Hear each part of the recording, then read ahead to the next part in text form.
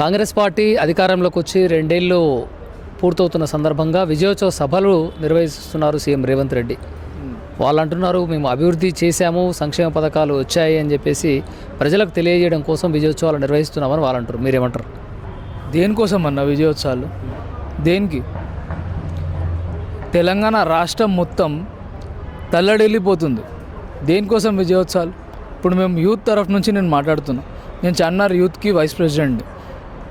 Okay, దేనికోసం విజయోత్సవాలు అవుతున్నాయి మాకైతే అర్థమవుతలేదు అన్న. యూత్ నుంచి నేను ఒక క్వశ్చన్ అడుగుతున్నా రేవంత్ రెడ్డి గారికి. ఇప్పుడైనా సీఎం పదవికి ఎక్కిండు, ఆయన ఏం చేసిండు? ఫుట్బాల్ ఆడనికేనా? ఫుట్బాల్ మెస్సీని పిలిచి 100 కోట్లు 1000 కోట్లు ఖర్చు పెట్టి గ్రౌండ్లలో ఫుట్బాల్ ఆడనికేనా అన్న తెలంగాణ తెచ్చింది?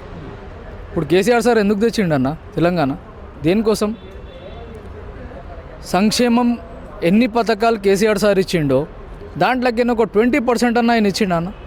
20% ఇచ్చిండంటే మేమన్నా లొంగిపోతాం ఆయనకి, ఆయననన్నా మాకన్నా లొంగిపోవాలన్న.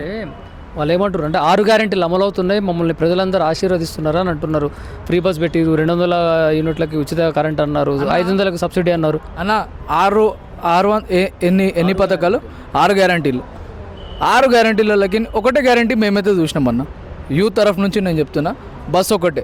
దాంట్లో కూడా జుట్టులు పట్టుకొని కొట్టుకుంటూ రాడోళ్ళు. ఇప్పుడు టికెట్ ఇచ్చినోడు ఏం కావాలన్నా? టికెట్కి పైసలు ఇస్తాడు. ఇప్పుడు నేను ఉమెన్ పైసలు ఇస్తుంది, కూసుంటుంది. టికెట్ పైసలు ఇచ్చినోడు బస్ పాస్ ఇప్పుడు 200 పెంచిండు అన్న. బస్ పాస్కి 200 ఇచ్చిండు. టికెట్ మీద 15 రూపాయలు పెంచిండు, సింగిల్ టికెట్ మీద. అత్యత పెంచుతాడన్న. ఇక్కడికైనా ఇస్తుండు, అక్కడికైనా తీసుకుంటుండు. అత్యత తీసుకుంటాడన్న. తప్పు కదా అది. అంటే మీ ఇంట్లో గ్యాస్ సబ్సిడీ రావట్లే 500కి అన్న. నేను పిలిపిస్తా, ఒక 4గురిని పిలిపించి మీరు అడగండి.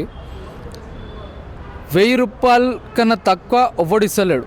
1000 రూపాయలే ఉంది. 400లకు ఎవ్వనికి లేదు సబ్సిడీ. 400 అని వచ్చిండు అధికారంలోకి, కానీ 400 ఎవ్వనికి కాలే అన్న. నిరుద్యోగులకి ఉద్యోగాలు కూడా ఇస్తున్నాము అని చెప్పేసి కూడా అంటున్నా ఆయన. వర్క్ ఇస్తుండన్న. ఏ నిరుద్యోగ? కేసీఆర్ సార్ ఉన్నప్పుడు ఇచ్చిండు. కేసీఆర్ సార్ ఉన్నప్పుడు ఇచ్చిన దానికి ఆయన ఒట్టి పోయి పేపర్లు ఇట్లా ఇస్తే ఇచ్చినట్ట అన్న? తప్పు కదా అది.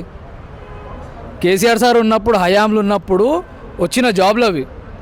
ఈయన అప్లికేషన్లు ఉట్టి చేతులతో ఇచ్చి నేను ఇచ్చిన జాబ్లు అంటే ఎట్లా అన్న? తప్పుగా.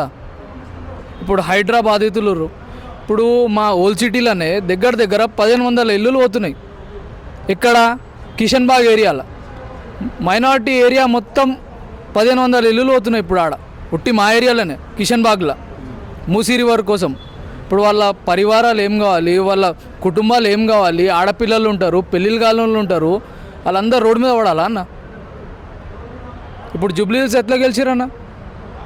ఎట్లా గెలిచిరు? ఒక్కొక్క ఇంటికి వెండి సిక్కలు, కుట్టు మిషన్లు, వాషింగ్ మిషన్లు అవి ఇవి ఇచ్చి గెలిచిరు. ఇప్పుడు ఆ నవీన్ యాదవ్ వల్ల గెలిచిండు ఆయన. ఆయన పాత ఫేస్ అని గెలిచిండు, లేకపోతే కొత్తోడు ఉంటే గెలవకపోతుండ ఆయన.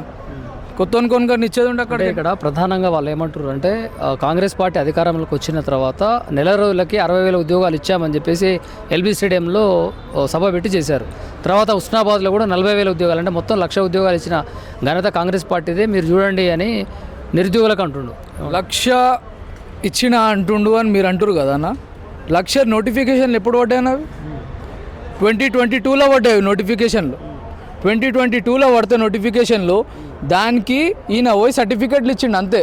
వాళ్ళు ఎగ్జామ్లు రాసి పాస్ అయ్యారు అంతే. పాస్ అయిపోయాక ఈయన ఇచ్చిండు అవి.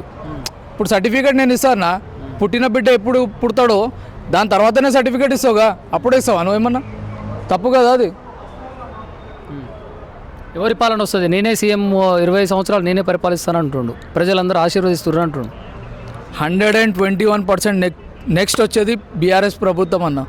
కేసీఆర్ సారే పాలిస్తాడు. మళ్ళీ కేటీఆర్ సార్ ఎంబడి ఉండి రాష్ట్రాన్ని ముంగటికి తీసుకొని పోతాడు, అభివృద్ధి ముంగటికి తీసుకొని పోతాడు అంతే. థ్యాంక్ యూ అన్న.